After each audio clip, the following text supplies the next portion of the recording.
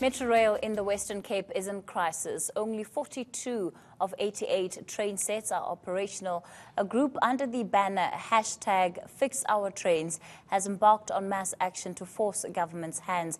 They want Western Cape Metrorail declared a national disaster. For this, we're joined by Pheladi Sethusa. She's with that group that gathered earlier on in the day. Pheladi, good evening. Firstly, let's talk about the interventions that were announced by the City of Cape Town, even last week, around how in the long term they want to take over the running of Metrorail. Is that a sufficient enough plan for those who've protested today?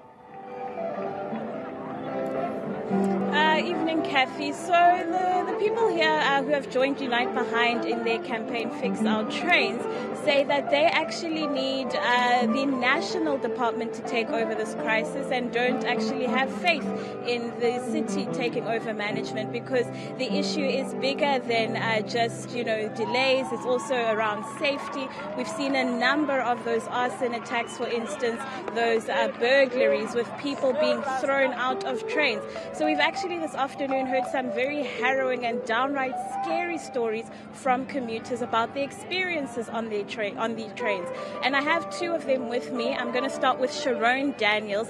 Now, Sharon, you just spoke to Richard Walker. You weren't happy with his response. Tell us about your interaction with him. Okay, we spoke to Richard Walker now to ask him, or not even ask, but to demand, as commuters, that we have this campaign Delay Repay, where we use our monthly tickets for 2 months and we're still using our September tickets into October. That's the least that they can do, and to have that extra security like they beautifully just had here now on the trains with us, and that's the least that they can do while they're fixing this problem. And Richard Walker's response was that they will speak to the board, and the CEO was with him, but she didn't speak to us.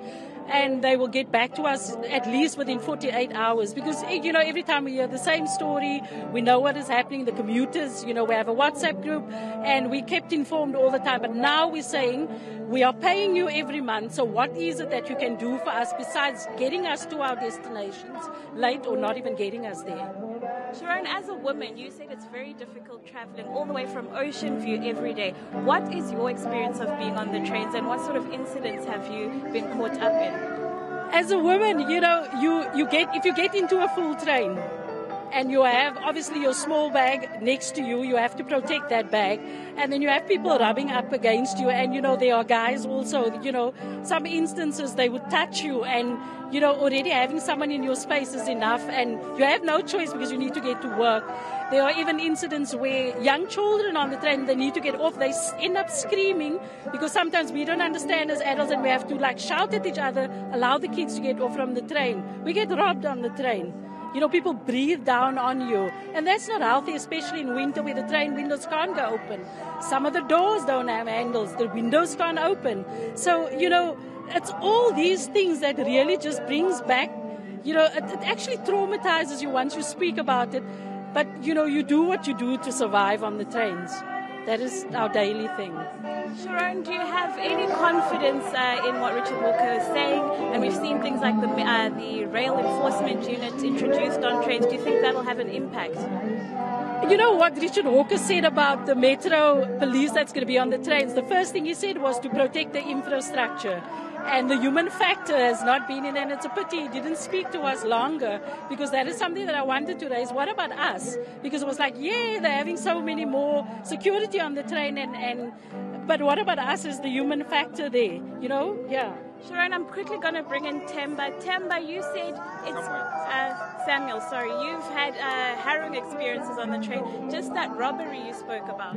Okay, so firstly, I'm very confused because I don't know actually if it's Metro Rail or if it's Praza, but either way, I call it Metro Fail because it has been failing us. And my experience as a commuter has been so extreme, because I came here and I thought that things would be different here in Cape Town. But while traveling here on these trains, I realized that there's no security, first of all.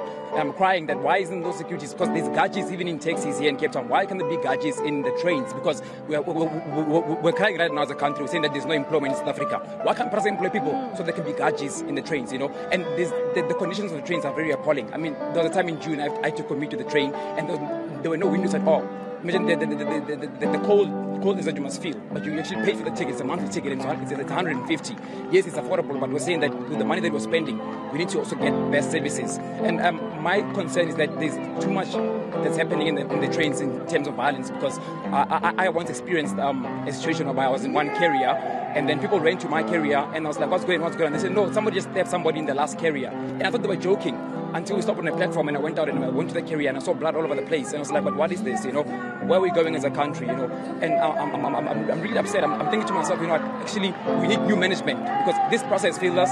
Metrorail has failed us. So we need new management to take over, because people that are traveling in these trains are our mothers, our sisters, our brothers, and these are our families. And this Samuel, do you believe if the city took over management, things would be different?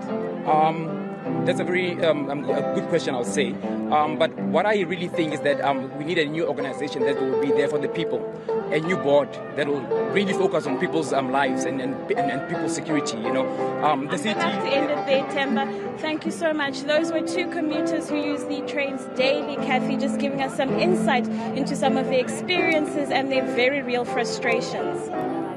Let's leave it there. And certainly, we've also heard some motorists there who are telling us that with the petrol prices increasing, they have no alternatives. And that's why Metrorail, not just in the city of Cape Town, but even in Johannesburg, really needs to be fixed in the broader interests of public transport. Pheladi Sethusa was at that protest for us today.